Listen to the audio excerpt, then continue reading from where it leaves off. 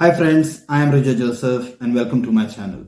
Last evening I was reading a book and suddenly a thought came into my mind that sometimes we become so accustomed or so engrossed into gaining or gathering material possessions that sometimes we don't know where to stop. And at that juncture, my dear friend, life starts seeming to be very meaningless.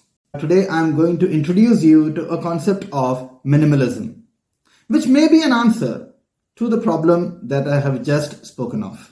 Out of all the definitions and everything that I have read about minimalism online as well as in other works, I would like to quote one Mr. Caleb Beck, a certified wellness and fitness coach with Maple Holistics. He believes that all the minimalists share a common goal, and all the minimalists focus on what really matters. This includes getting rid of all the things that doesn't make you happy. It sounds very good. Here I am going to tell you 8 different ways to practice minimalism in your daily life. The first way to practice minimalism in your life is to stop impulse buying. Impulse buying is a habit I feel that you should break immediately because nothing good comes out of it. There are various bad things or demerits that an impulse buying can get you through. That is, you can be in a debt, or you can make purchases which you're going to regret later, and you are going to gather a lot of stuff into your home which is not necessarily required. And as the experts say, that if you are into a habit of shopping mindlessly, it can turn out to be very, very difficult to come out of it because it is such an addictive activity. Today, all the companies have all great kind of marketing strategies to force you into impulse buying. You can go and purchase something immediately from a store looking at an advertisement, or looking at an endorsement, you can start ordering things online. Companies today are so successful in wooing us to buy the most useless gadgets even. And what we do is we clutter our home with all the useless things that are not even required or that we don't even use in future. So a mindful purchasing or intentional purchasing is going to get you through this impulsive buying and is going to save you a lot of money. Second method is to do a no spend challenge. One of the best ways to save a lot of money and to practice minimalism is to do a no spend challenge with your own self. Decide a time frame for your own self and commit to buying only the most necessary things in that period of time. You can start about purchasing the hygiene products or the eatables for home or the most necessary things for home. And what you need to do is during this period of time, stay away from buying any new iPhone or any new gadget that is available in the market, or a pair of jeans if you already have 5 pair of jeans in your wardrobe. And whether you do this no spend challenge for 1 month, 6 months or 1 year, you will understand one thing, that most of the purchases that we make are useless. They are not even our requirements. They are just our desires. So try to do a no spend challenge and definitely your wallet is going to thank you for that. Number 3, beware of free things entering your house. Now, no, don't get me wrong here. I love to get free things, and who doesn't?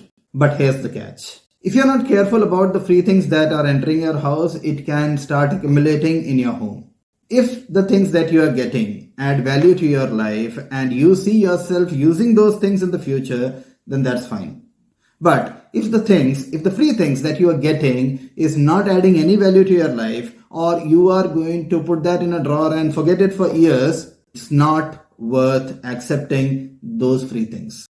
Whenever you are in a situation where freebies are given to you or offered to you, please take the freebies with intention of using it and not cluttering your home and forgetting it about for years. If any of your friends gives a lot of clothes for your toddlers, be mindful that which are the clothes that you are going to use, and if there are the ones which you are not going to use, definitely please gift it away or give it away in some charity.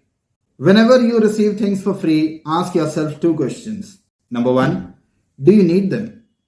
And number 2, will you use them? If you find an answer to both these questions, it is definitely acceptable to accept all the free things that you are getting. And if you don't find an answer to these two questions, you know where to stop. Next point on the list is declutter your whole house after every season. It is an amazing way to practice minimalism that if you go through your whole house and dug out the things that you rarely use after every season. Doing this may help you to track down that unnecessary things are not piling up in your home and they are not taking up the precious space in your home. Doing this after every season will be a very good idea because you will be able to track even that if you have used your seasonal items or not, and whether your purchases for the season have been fruitful or not. And when you declutter your house after every season, take this opportunity to clean up even the dark spots or the dark spaces which hardly get cleaned during the normal days.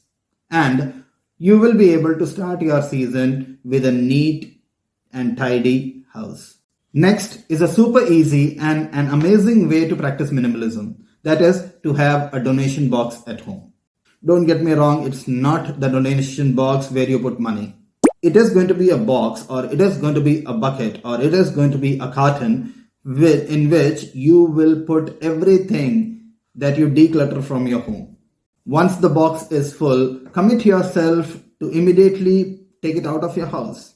Go and deliver it at a charity shop, or go and give it to a friend whom you know is going to benefit from the things in the box. This, in my opinion, is a great decluttering hack which never fails.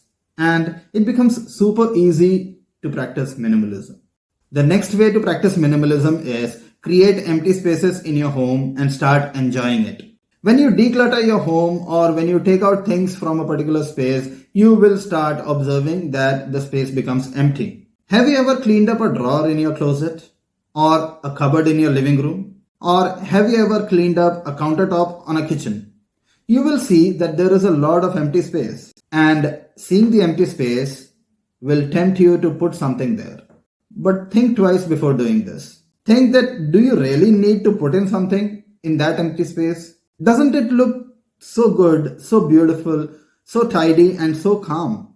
You may feel that you still need that empty space to put in something or to keep something, and that's perfectly okay. All I am telling you is try to keep some empty space in your home and try to enjoy that beauty of emptiness. And once you start enjoying emptiness, you will never feel like cluttering or keeping the things at empty spaces again. And it will become very easy to clean the surfaces even. The greatest advantage in doing this is that your whole home or your rooms will have more empty spaces and it will have more space for the air. Another way to practice minimalism is to take time for yourself. And how are you going to do this? Is by decluttering your home. Once you declutter your home of all the unwanted things, you come to know that you are spending very much less time on finding out things or repairing them, cleaning them or maintaining them. And all the time that you are saving, you can use it for self-care. Whatever extra time you are having for yourself, relax, calm down, slow down and do whatever you feel like. Because, my dear friends, what I feel is productivity 24/7 is nonsense. The last way to practice minimalism is to practice gratitude. You heard it right. The thing with minimalism is that you start doing away with things that don't serve you anymore. And you start valuing the things that add value to your life. As you walk on the path of minimalism, you start enjoying the things that you have. And it becomes more clear that what kind of small things make you happy.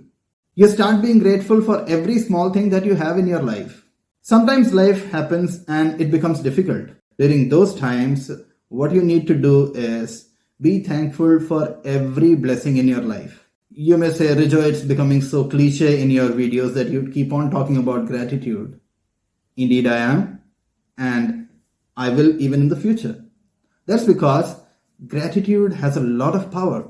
What you need to do is just before going to bed or when you rise early in the morning, be thankful for the things and the blessings that you have. You can even note them down in your journal. It may not be long, just 3 to 5 things that you love in your life and you are so thankful for them. Thankful to the Almighty for giving those things to you.